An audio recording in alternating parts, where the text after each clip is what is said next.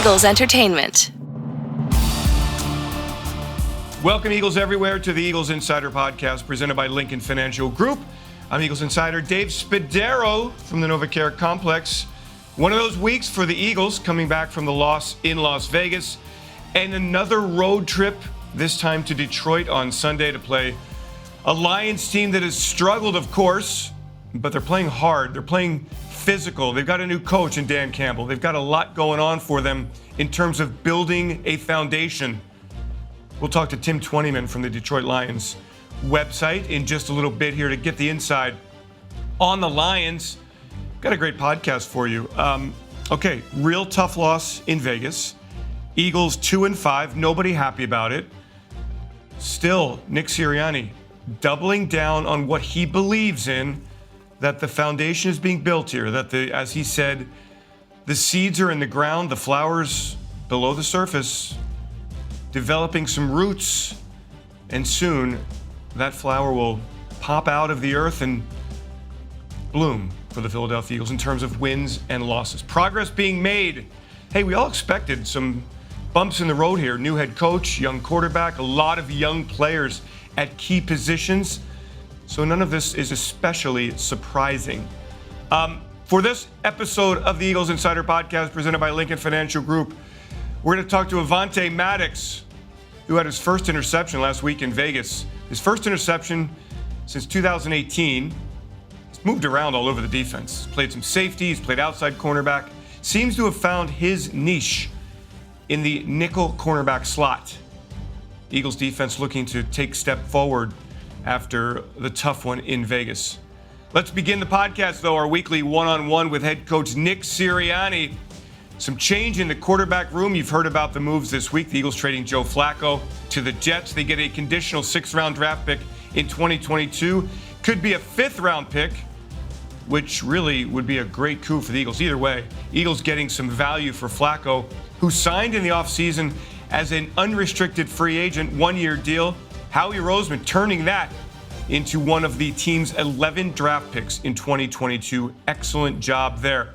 The Eagles also acquiring off of waivers a young quarterback by the name of Reed Sinnett, played at the University of San Diego, signed by Tampa Bay as an undrafted rookie a couple of years ago with Miami on the practice squad. So the Eagles looking at him and seeing a 6'4" big arm kid, good athlete, someone they can try to develop. We'll see where that goes. You always want to take a chance on quarterback talent, and that is what the Eagles have done here. Rick Lovato, a bit of an interesting week. He gets released and re-signed a day later. So he's back as the team's long snapper.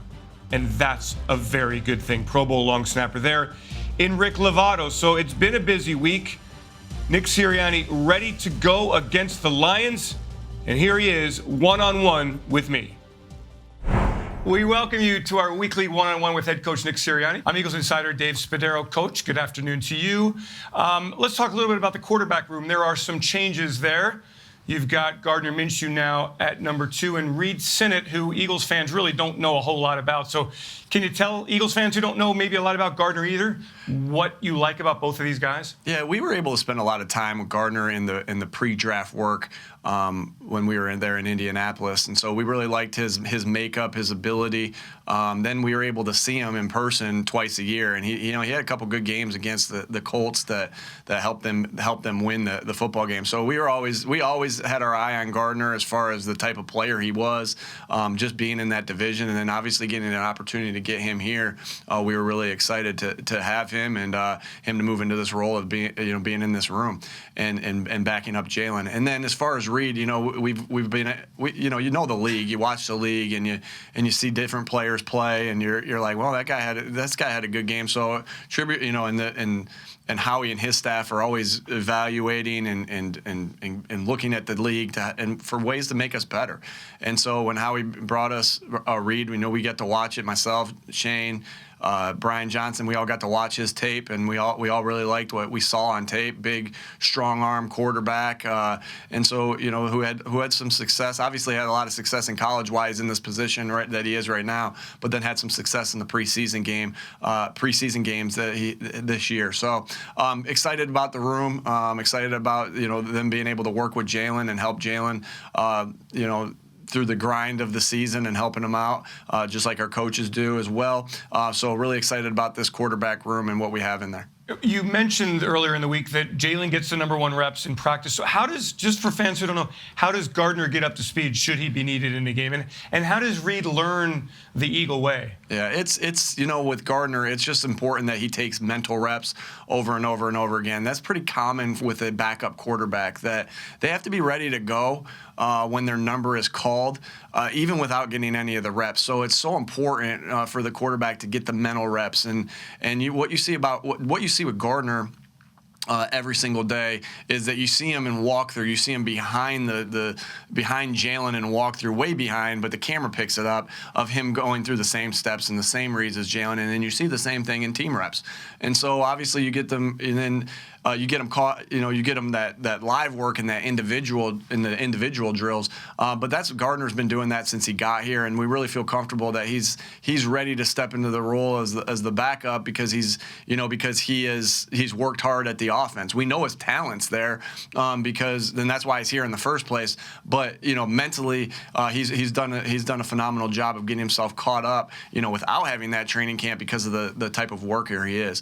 As far as Reed goes, he's got to do the same. He's got to take the same process that Gardner did, right? He hasn't been here. He got another system in his head. He's got to do everything he can do to catch himself up. We got to do everything we can do as coaches to catch him up, but just kind of go through the same steps that Gardner did that I just mentioned right here to make sure. We also have those developmental periods at the end of practice to help our young guys get up to speed when and if their number is called. Nick, going back to the game Sunday in Las Vegas, that first drive was just so beautiful, so perfect. How do you bottle that and have that more consistently? Is that the goal for you? Yeah, of course. So, we've played spurts of good football, both offensively and defensively, and so that's the goal, is just to be consistent and be. That's one of our things that we talk about all the time, is how do you be the same guy every single day, so there's no surprises, and that's coaches, players, everybody. The consistency, you want that because as you looked at the rest of the drive, and I'm just saying things that I've already said to the players. As you look at some of the other drives, you get a drive going. The second drive went going. Was backed up. You got going a little bit. The third drive, you're at about the 38-yard line, going in to try to score it again to take a lead, and it stalls out. And so what are the things that stall you out in drives? Well, penalties stall you out, turnovers stall you out, drop passes stall you out, negative plays stall you out, and we all contribute to it. Coaches, players, everybody contributes to it. But you just got to eliminate those negative things that can happen in a drive, because those are the things that set you back and put you so far behind that sometimes it's hard to overcome. And so it's the consistency, and the consistency happens by not allowing those negative things to happen. The first drive that we had, there wasn't those negative things. You're able to steadily move down the field.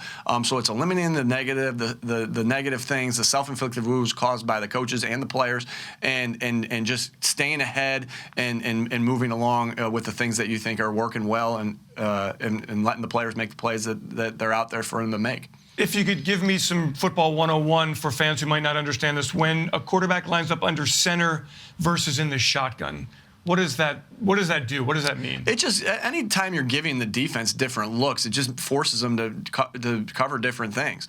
So sometimes you do it because it gives you an advantage as an offense. Sometimes you do it to give the unscouted looks to the defense, right? And so, when you do that, like let's say you're running a pass play. Let's say you're running the pass play that we were under center for the second play of the game, the third play of the game to Dallas, right? Well, the steps the action's a little bit different because of where the back is, and your steps as a quarterback's a little different, but it still get to the same depth. You still read it the same way. You're still getting that space away from the offensive line. So it's just different looks to make us more multiple to defend, and sometimes it is just to give or just to take an advantage of something the defense gives when you are under center or in the gun. In a young quarterback's development, is that drop back from under center come along a little bit later since they've been in the shotgun, it seems, most of their college career? You know what? Really, to be honest with you, Dave, like the drop back game from under center is kind of non-existent. You don't ever really take a drop back from there, but play action is because you want that play action to marry the run game. And so that's where that development comes. And yes, a lot of college players aren't under center a lot. You know, Jalen is phenomenal at the zone read, and he's phenomenal at running the football. So you get an advantage, like when he is in the shotgun, with his ability to hold the backside. So again, you just do different things to mix things up and to give the defense different looks and to continue to grow in things that you want to be successful at. I know that starts have been a point of emphasis for you, but what does it mean? Only one halftime lead this year. And that was against Atlanta when the offense was just terrific, the defense great for an entire 60 minutes. How much has that kind of hindered the idea of playing great football for 60 minutes, that you're coming back? You always want to start fast. You always want to go into the locker room with a lead because the numbers say that you win more of those games than you lose. So you always want to start fast because, like, there's no secret. Every time you go out there on offense, you're trying to score points, and every time you go out there on defense, you're trying to stop them from scoring points. So you always want to start fast. You always want to, if you have 4 possessions in the first half and the offense has 4 possessions, for the Eagles offense has 4 possessions and the opposing team's offense has 4 possessions, you'd love to be up 28-0. Obviously, but starting fast is super important. I think we're doing pretty well offensively as far as points in the first quarter. We just have to maintain that, in the second and third quarters and play complementary football, with getting stops, putting points on the board so we can have that lead and play from ahead like we did in Atlanta. In the postgame against the Raiders, you mentioned the word compete for the defense. Jonathan Gannon was asked about that.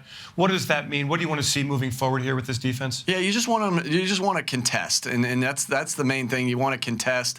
Anytime a quarterback's completing 31 or 34, you want to contest, and you do that a couple different ways. Again, that's obviously to our advantage, the ways that we're going to do it, because we don't want to let anybody know outside of this building how we're going to do that, particularly the Detroit Lions. But you just want to contest the throws in different ways. There's a lot of different ways to do that. We just want to contest more as a defense, and so that will be a goal of ours this weekend. Speaking of Detroit, new coach, new quarterback, what are you seeing from them? Yeah, you just see a team. You don't see a team that you look at the record. Like if you look at the record and say they're 0-7, right, and then you watch the tape, it's hard to see that because you see a well-coached team. You see a team that plays hard, that fights. The team that has some talent on it, and so it doesn't reflect. They don't reflect their record. They've had some tough breaks, and so we know just like any time in this league that we got to be on it. We got to be ready to go, and we got to be ready for the challenge that they're gonna bring on Sunday, because we know if we're not going to be successful. So we just have to be on our stuff, and it starts today on a Wednesday when the players are in here getting ready to practice and getting ready to meet, and just be on it every single day to put ourselves in a position to win this football game on Sunday. Nick Sirianni, thanks so much. Go to Detroit, bring home a victory, Coach. Thanks, Dave. Thank you. Avonte Maddox has emerged as one of the key pieces in this Eagles defense, doing a great job as the nickel cornerback. Last week, he had that interception to stifle the Raiders' first drive. He's been around the football all season. And really, when you look at his numbers, he's approaching career highs already, and we're only 7 games into the regular season. So this weekend, he goes back to Detroit, his hometown, and he's fired up about that. He's going to have some family, friends, all present to watch him playing for the Philadelphia Eagles. What a thrill. Avonte, one-on-one. Avonte, getting your hands on the football is always your goal, I guess, right? Against the Raiders, you got your hands on the ball, your first interception in a while. I mean, can you kind of put into perspective what it felt like to emerge with an interception? I think it was the first one since for a couple seasons at least. Yeah, I mean, it felt good. I mean, I haven't had one since 2018, so it definitely felt good being able to get my hands on the football again. And once you get on there once, you're starting to itch for it, and hopefully I can grab another one. Be able to create some turnovers for our offense. Avonte, you moved around so much in your career. It seems like the nickel role is really working out for you. Why do you think that is? Is there a level of comfort that you have? I know you've talked about this in the past. that you really don't care where you play, but at the end of the day here, what is the level of comfort that you feel inside? I feel really comfortable in the inside. I mean, probably more comfortable there than any other position. But like you said, I don't matter where I play at. I'm willing to play anywhere, wherever I'm needed for the team. So if that's got to be at the nickel or if that got to be at the corner or the safety spot, I'm willing to do that. But like I said, nickel, I'm really comfortable at it, and each and every day, I'm getting better and better at it, and I'm liking the role that I'm playing now. I know we're only 7 games in, and I look at your numbers. They're approaching career bests in several categories, and in some categories you've already got career best. Tackle for loss, for example. Do you feel like you're playing your best football right now? I won't say I feel like I'm playing my best football. I feel like I could do a lot of things better. Just watching the film with coach and looking at it myself. I know there's plays that I make a good amount of plays or whatever, but there's other things that I want to keep growing and getting better at as time goes on, and as I keep doing the little things right, that'll just make me a great player in the future. Nick referred to you with gritty and with great quickness. You agree with those characterizations?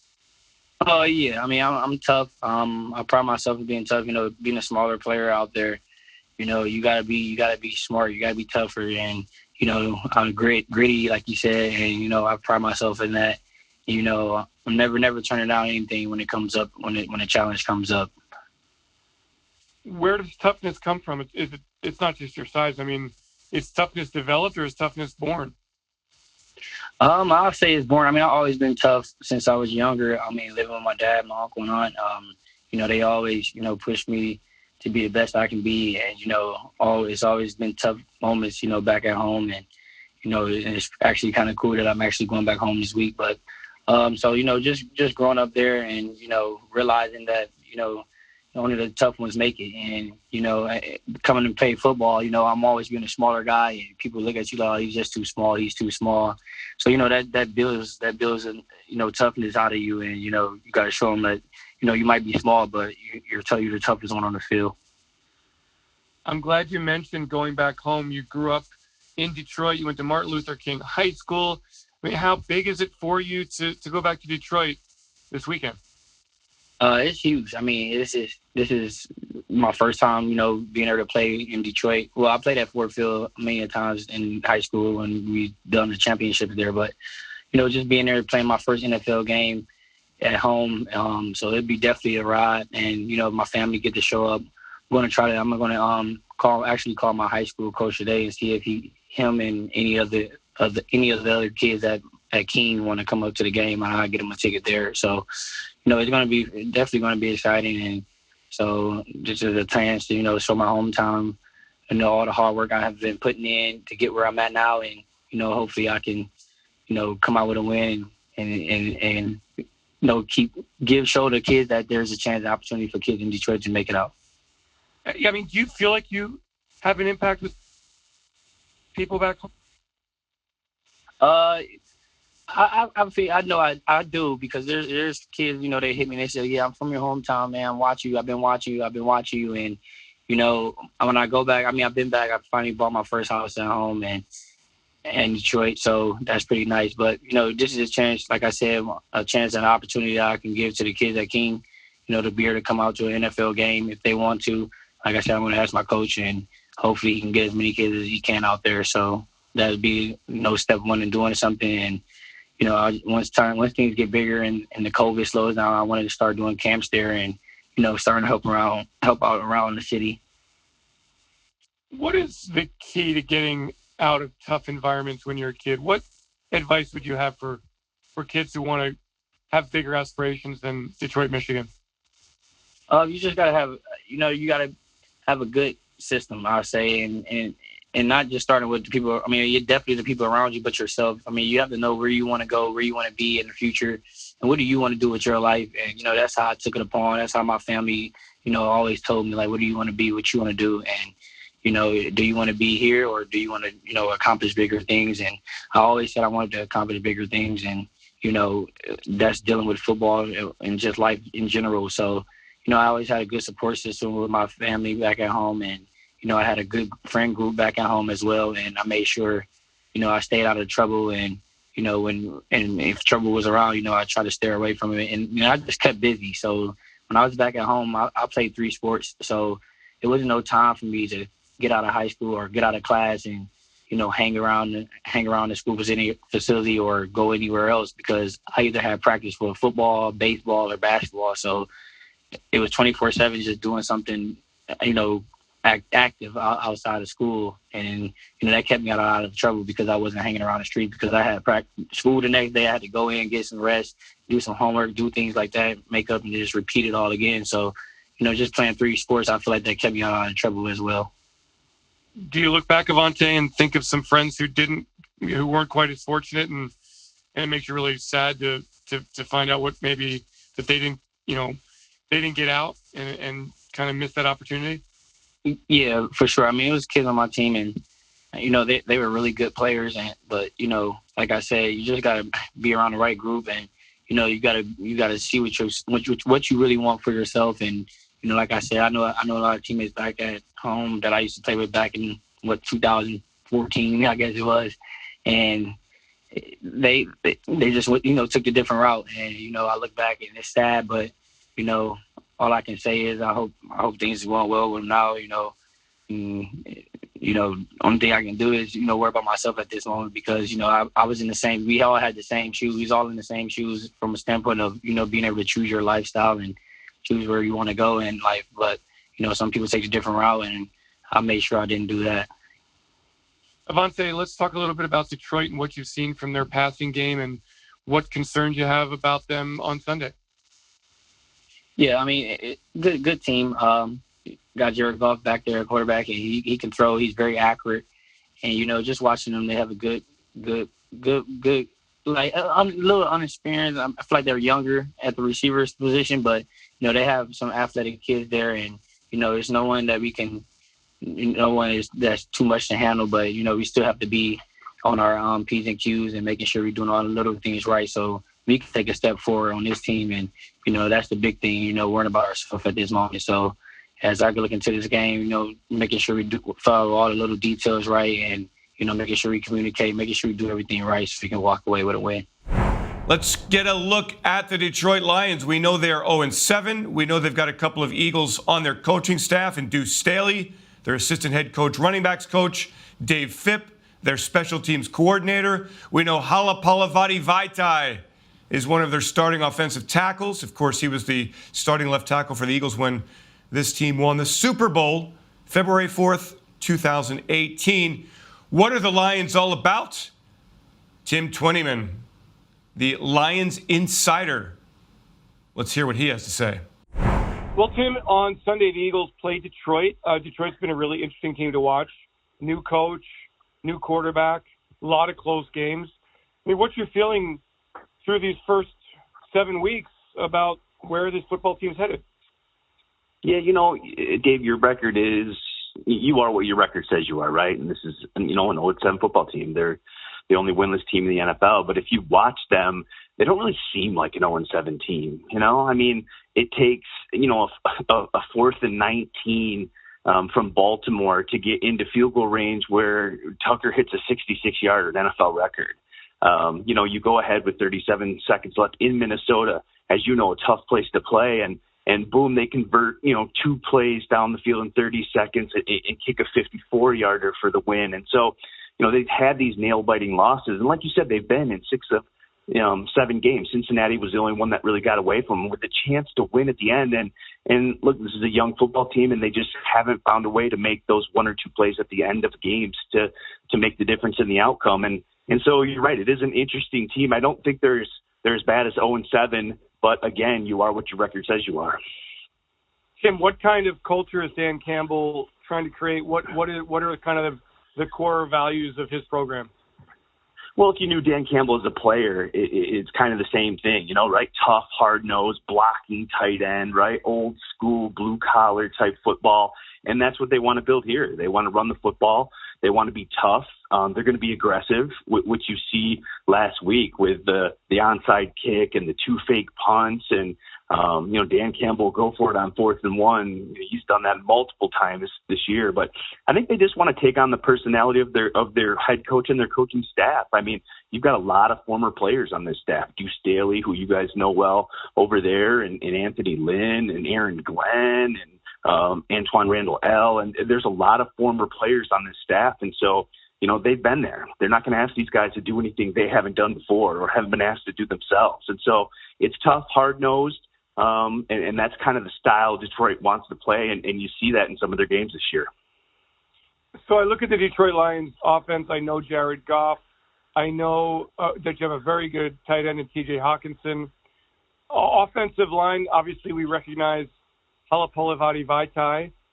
Don't really know a lot of other names. DeAndre Swift, first-round pick. I know him from Philadelphia. But, I really don't know a lot about the rest of the Lions personnel offensively. Is the offensive line good? Are the skill position players young and promising? I mean, how would you kind of characterize that? Yeah, the offensive line was coming into this year as really their strength and was expected to be football. But Frank Ragnow, who's arguably the best center in football, he's done for the year. He only played a few games and then got turf toe, and he was done. And Taylor Decker, who was a top 12, left tackle in PFF grading last year, hasn't played yet because of a finger issue. So, they were really good up front, but they didn't have a ton of depth. And so now they're kind of feeling those effects. I think they still played well. You mentioned some of the names there. Jonah Jackson at left guard, second-year player out of Ohio State. He's played really, really well. And then Penei Sewell, obviously the number 7 overall pick. He's kind of slotted in there at the left tackle, and he's settling in nice. So, they've been able to kind of patch it together without Taylor Decker and Frank Ragnow.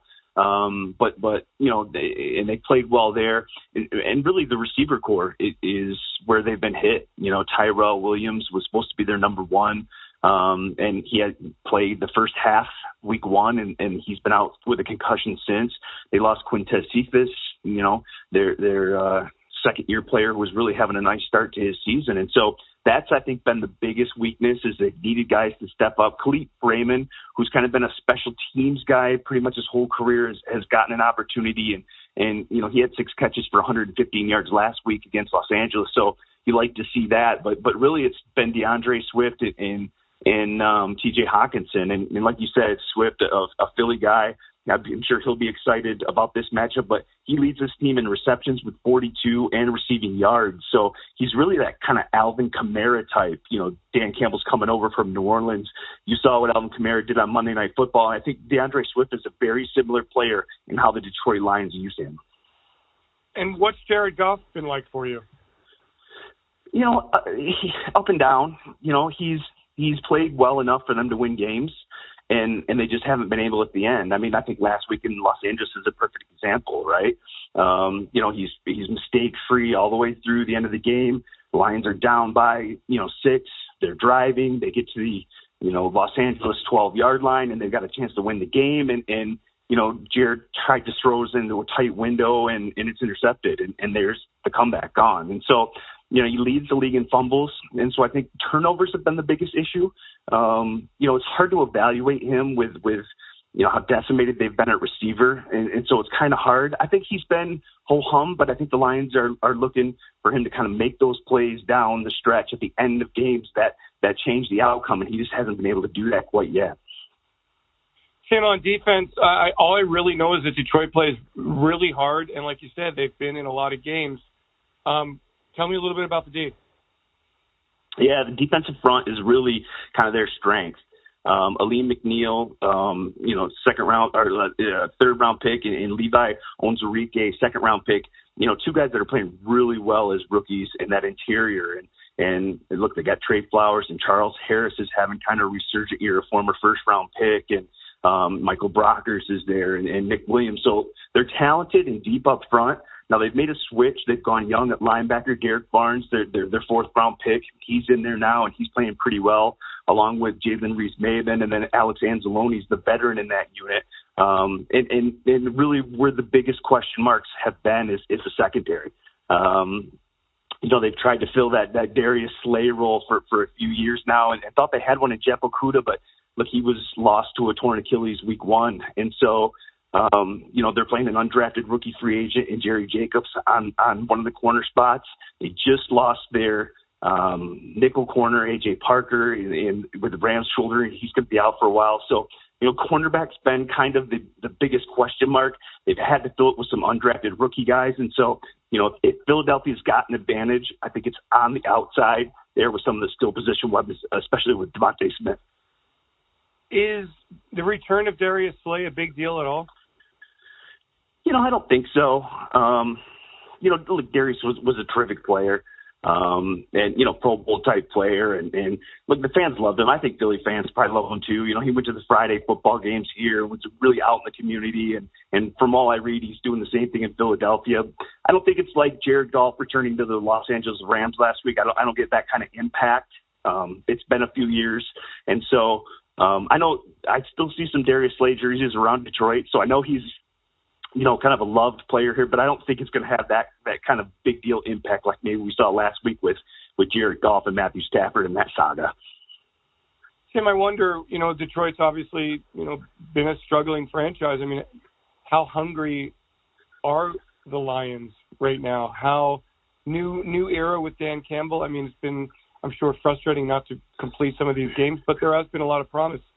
A, do you think that the team is trending in the right direction? And B, I mean, how hungry is this team to play a struggling Eagles team?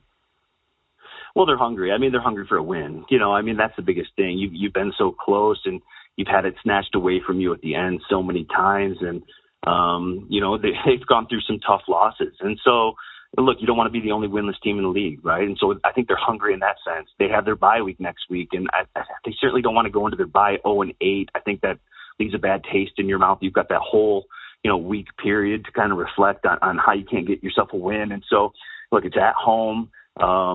Philadelphia's an opponent that's struggled at times. So I think you look at it from Detroit's standpoint, you say, okay, I think that's a winnable game if we just don't make mistakes and we can make one or two of those plays at the end of the game that they haven't been able to make. But, in terms of the franchise and the fan base, look, it's been tough, but you've got new ownership with Sheila Ford, not so Ford family, but Sheila Ford is a newer owner within that family.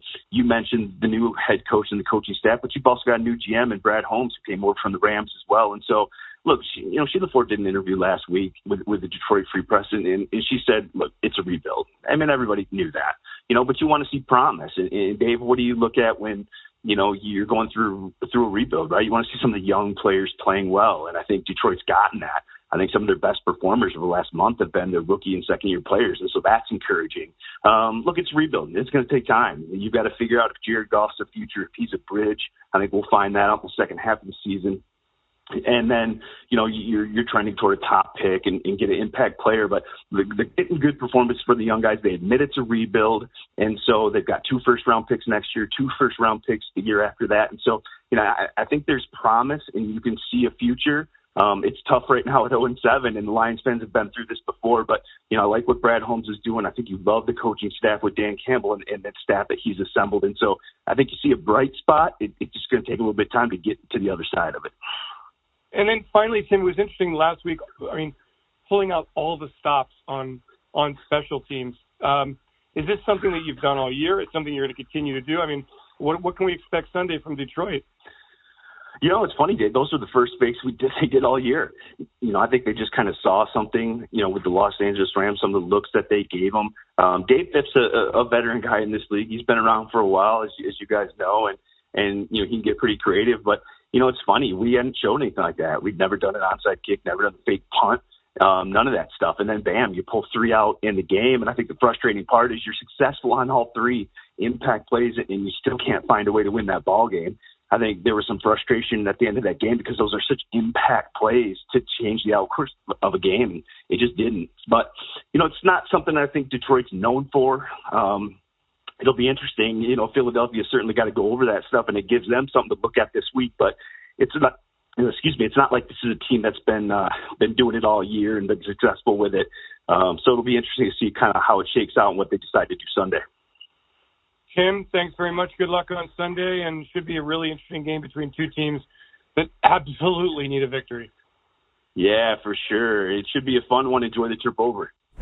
And that will do it for this episode of the Eagles Insider Podcast presented by Lincoln Financial Group. Eagles Insider Dave Spadaro with you.